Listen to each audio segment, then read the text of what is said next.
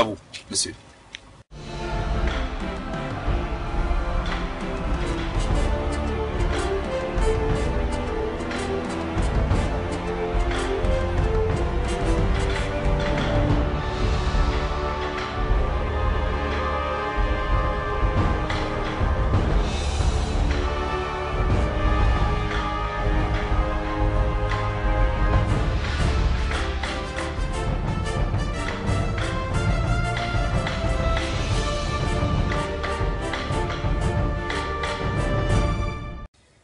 Je voudrais saluer tous les Ivoiriens,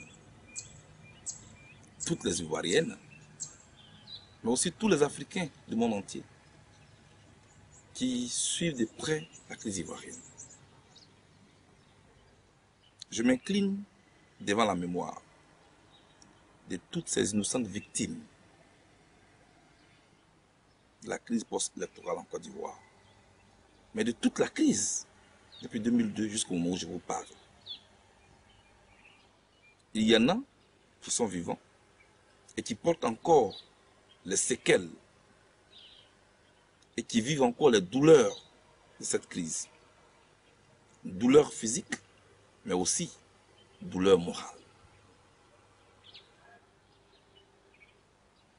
J'ai décidé de parler pour rompre le silence et mettre fin à toutes ces rumeurs, parce que beaucoup a été dit et beaucoup continue d'être dit.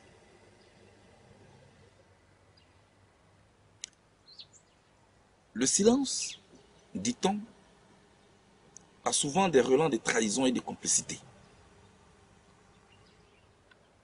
C'est pourquoi j'ai décidé de parler en ce moment-là. En Côte d'Ivoire, dans notre pays, l'on parle aujourd'hui de réconciliation. Eh bien, tout le monde veut se réconcilier. Tout le monde veut que la Côte d'Ivoire regagne le calme d'attente. Mais entre les slogans, entre la communication que le régime Ouattara fait et les actes que ce régime pose, il y a un clivage, il y a un hiatus, il y a une dichotomie totale. Est-ce parce que M. Ouattara, aujourd'hui, est au pouvoir, qu'il doit se servir de ce pouvoir-là pour se venger?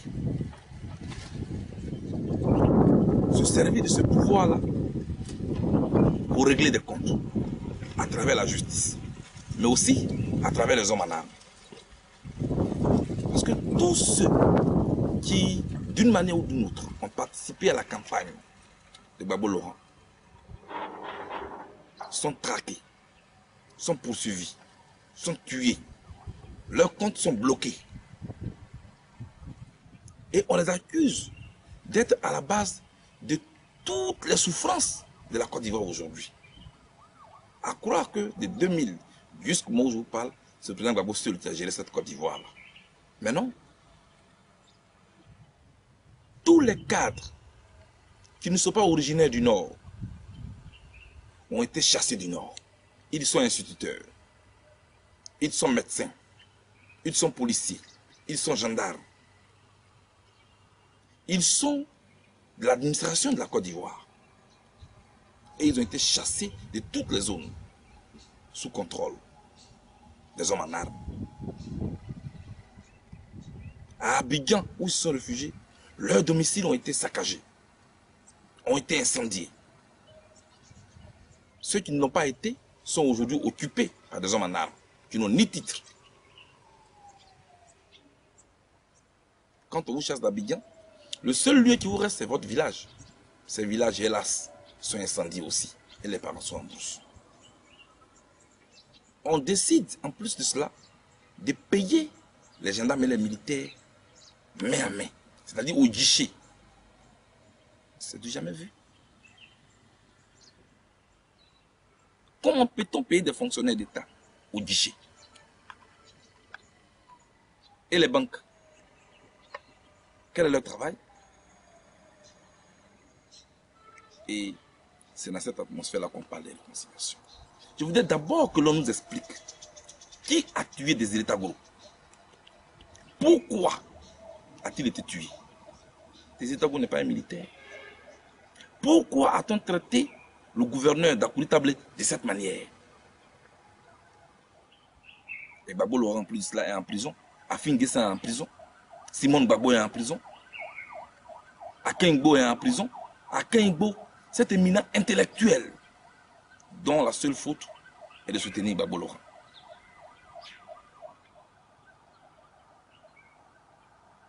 Je pense qu'au-delà des discours, au-delà des slogans, la réconciliation doit être un fait et doit se traduire par des actes.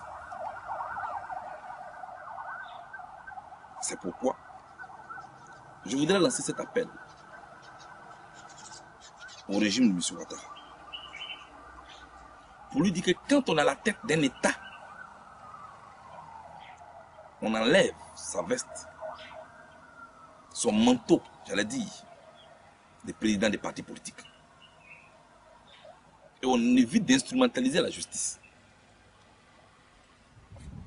Nelson Mandela avait dit à sa sortie de prison, après 27 ans, comment puis-je attendre des autres qu'ils changent alors que moi-même je ne change pas quand les circonstances me l'imposent ou me le demandent? Vous savez très bien ce que les Noirs sud-africains ont subi sous l'apartheid. Mais aujourd'hui, ils vivent ensemble. C'est un choix. Et c'est celui qui est à la tête du pays qui imprime une ligne à la réconciliation. J'ai bien l'impression qu'on ne fait que de la communication et qu'on ne dirige pas. Comment, en Côte d'Ivoire, dans un pays qui sort à peine d'une crise, où des ethnies ont été opposées, où à un moment donné, une ethnie se sentait piétinée.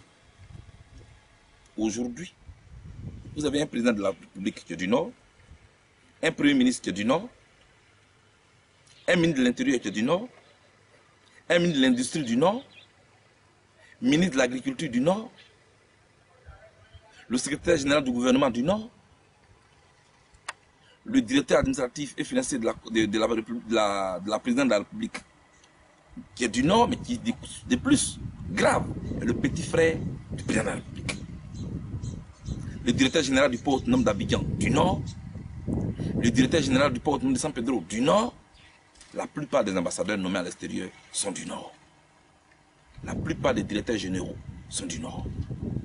Quel est ce genre d'administration tribale que l'on a construit? Je crois qu'il faut que l'on se ressaisisse. Il n'y a pas que d'intelligence du Nord. Est-ce à dire que les autres ethnies de la Côte d'Ivoire n'ont aucun cadre, n'ont aucune intelligence? Et c'est dans ce méli-mélo-là, dans ce brouhaha-là, qu'on parle de réconciliation. Qui réconcilie-t-on? Qui réconcilie-t-on? Ou si vous voulez, qui se réconcilie avec qui? Il n'est pas encore tard et il est bon que l'on arrête de distraire le peuple de Côte d'Ivoire. Dans ce même brouhaha, on me lance un mandat d'arrêt international contre moi et d'autres cadres de la majorité présidentielle. Mais qui va punir ceux qui ont tué des États gros? Qui va punir ceux qui ont éventré les femmes? Qui va punir ceux qui ont tué des gens à Anono, à Anokwa, à Bobo?